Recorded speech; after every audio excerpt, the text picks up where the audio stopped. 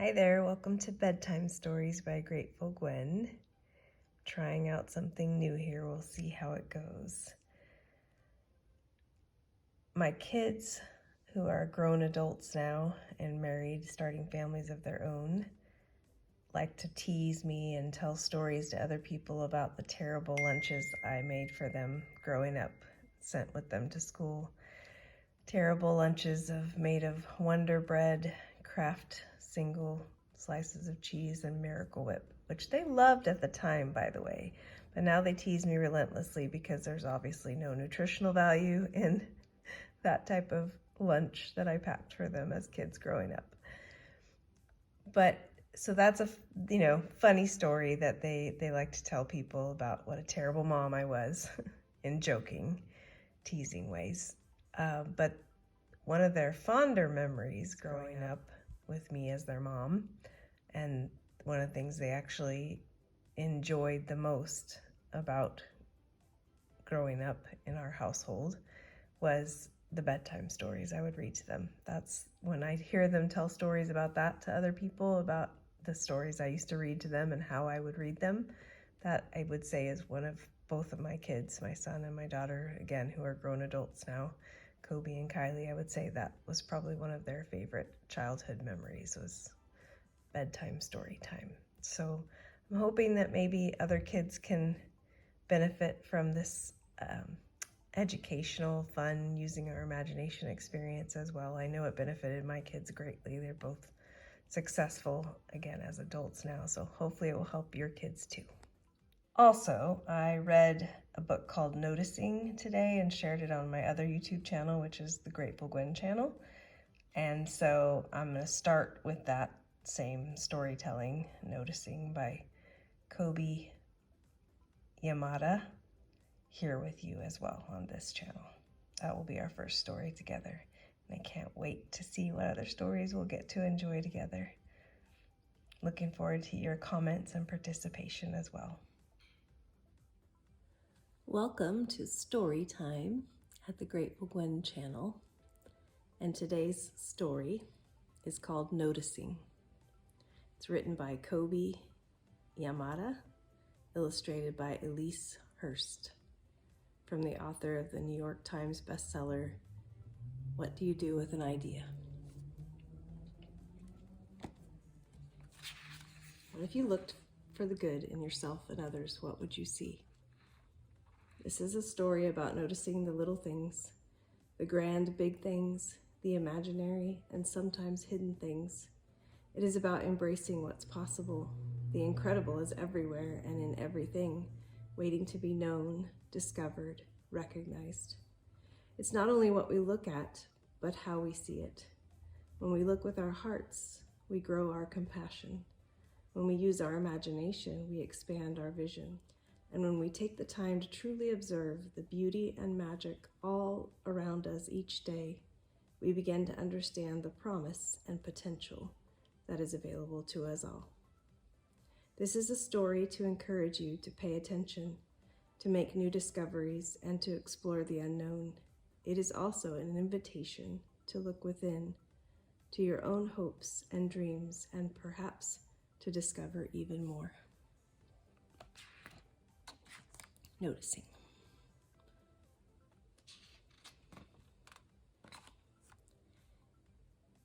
It's a beautiful day, isn't it? It seemed as if someone was talking to me. It's okay, I guess, I replied. Just okay? A woman sitting nearby responded. Why, we have the birds, the trees, the sky, the questions, the what-ifs, and the why-nots. I'd say this is indeed an exceptional day to be alive, don't you think? If you say so, I shrugged. It seemed like an ordinary day to me. Are you a painter? I asked. I like to think of myself as more of a noticer, really, she answered. I just try to make things from what I see. It is my way of appreciating and honoring them. As I looked at her canvas, I couldn't believe what I was seeing. How could someone create something so amazing? I wondered. She was definitely a painter. She looked over to me and asked, "When you look up, what do you see?" "Clouds." "You see clouds? That's all? Just clouds?" the painter asked, astonished. "I think so," I said, uncertain as I scanned the sky. "Why? What do you see?"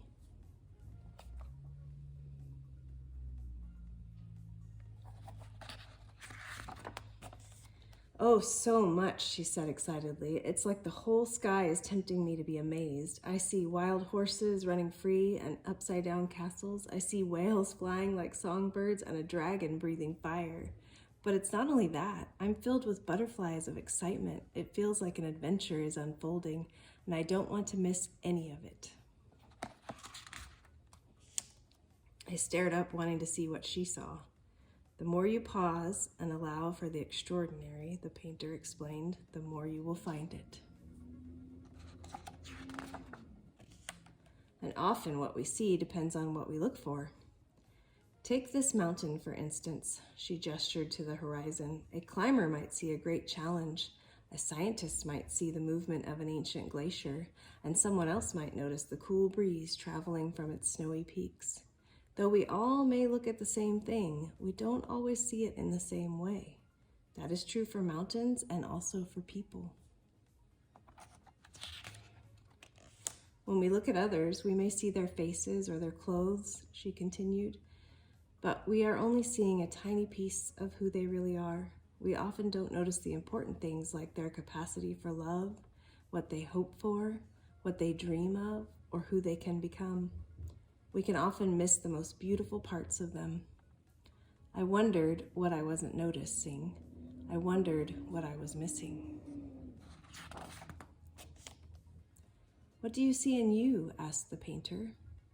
I looked down at my hands, my clothes, my shoes that were a size too big so I could grow into them.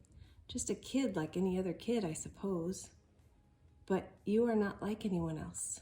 In fact, there isn't another person exactly like you anywhere," the painter encouraged. "And the amazing thing is, there never has been and there never will be ever again." "I'm not sure there's anything all that special about me," I said. "Oh, but everything is special about you. There really isn't a single thing about you that isn't extraordinary," she shared enthusiastically. "You are the rare and unique combination of what was and the bright possibility of what can be. And you know what? So is everyone else. Everyone shines and needs to be seen. Everyone wants to know that they matter, that there is a place for them, and that they are needed. Sure, some may hide their brilliance, but the light is in there, always flickering, and it is a beautiful thing when we can reflect it back to them." I always looked forward to my visits with the painter. I had to admit, as much as I couldn't wait to see her, I also couldn't wait to see what she saw. On one occasion, I went to go find her, and she was sitting peacefully with her eyes shut. "What are you doing?" I asked shyly, not wanting to interrupt her. "Hello, you," she smiled and waved me over. "Some days I find that I can notice even more when I close my eyes," she explained. "The gentle rustling of my hair, the ideas dancing in my head, the sunshine on my face, and the wonder of being alive."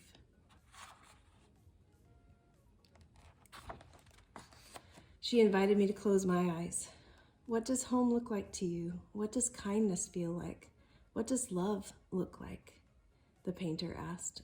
"What does it feel like to have a friend? What does it look like to be one?" One of the most important ways we see is with our imagination. So many significant things cannot be seen with your eyes, but they are very real, and it is vital that you look for and believe in them. I was filled with a feeling of calm and appreciation. It was moving and wonderful. I sat there with my eyes closed, picturing the people and places and things that meant so much to me in my life. One of the best things you can be is interested, the painter shared. When you are interested, You are curious, and when you are curious, you discover things, amazing things about yourself and about the world. The miraculous is everywhere and in everything, waiting for us to notice it, waiting for us to appreciate it, waiting for us to love it.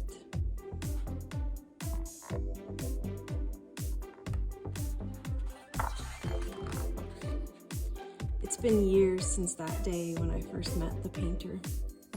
I miss her. I wish she were still here so I could tell her what she has meant to me and how she helped me to look at everything differently. But mostly, what I wish I could say is, thank you for seeing me.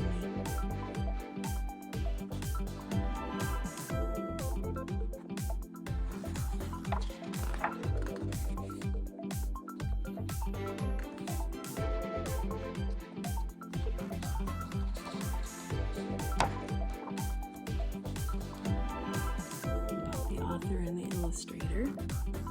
Kobi Yamada is a New York Times best-selling author, the creator of many inspiring books, and the president of Compendium, a company of amazing people doing amazing things.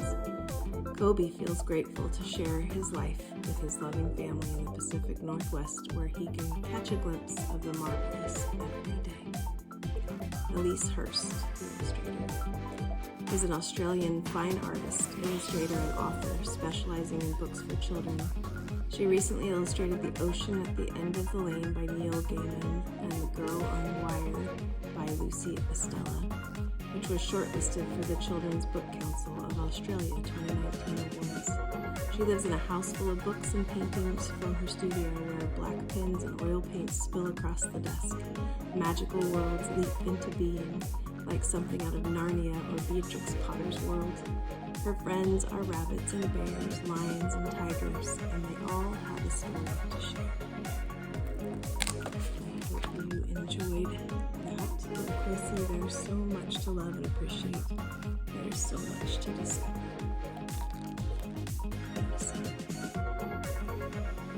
Thank you for joining me here today. Until next time, take care. Life is full of choices. Choose to notice. Or not. Choice is yours. Choose wisely.